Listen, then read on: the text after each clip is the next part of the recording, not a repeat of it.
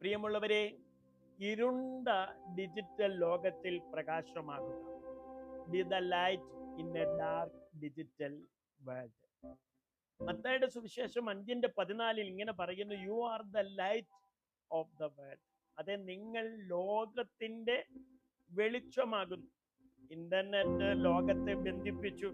പക്ഷേ അതോടൊപ്പം വെറുപ്പ്, വ്യാജവാർത്ത, അശ്ലീലത, അപവാദം, വിഭജനം എന്നിങ്ങനെയൊക്കെ വ്യാപിക്കാനിടയായി. പലരും മണിക്കൂറുകൾ ഇരുട്ട് സ്വീകരിക്കാനും മിനിറ്റുകൾ മാത്രം ദൈവത്തെ തേടാനും ചെലവഴിക്കുന്നു എന്നുള്ളതാണ്. യേശു ക്രിസ്തു പറഞ്ഞത്, you are the light of the world. Light does not content with darkness, it shines.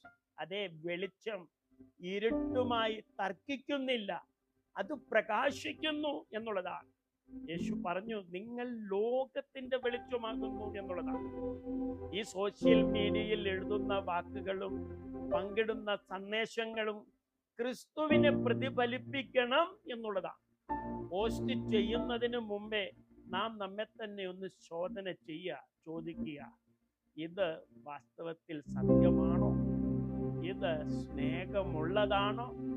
ഇത് യേശു ക്രിസ്തുവിനെ മഹത്വപ്പെടുത്തുന്നുണ്ടോ എന്നിങ്ങനെ ഒന്ന് സ്വയം ശോധന ചെയ്യുകയും അതിന് നടുവിൽ മുന്നേറുവാൻ ഇടയാകണം.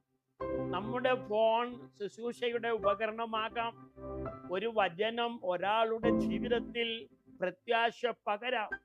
എന്നാൽ നമ്മൾ മനസ്സിലാക്കുക, ഈ ആഴ്ച ഡിജിറ്റൽ ലോകത്തിൽ യേശു ക്രിസ്തുവിനെ വെളിച്ചമായി പ്രകാശിപ്പിക്കേണ്ടതിന് നാം ജീവിക്കൂ എന്നുള്ളതാണ്. Live was the light of Christ in the digital world this week. അതിനായി നമ്മളെ തന്നെ സമർപ്പിക്കൂ.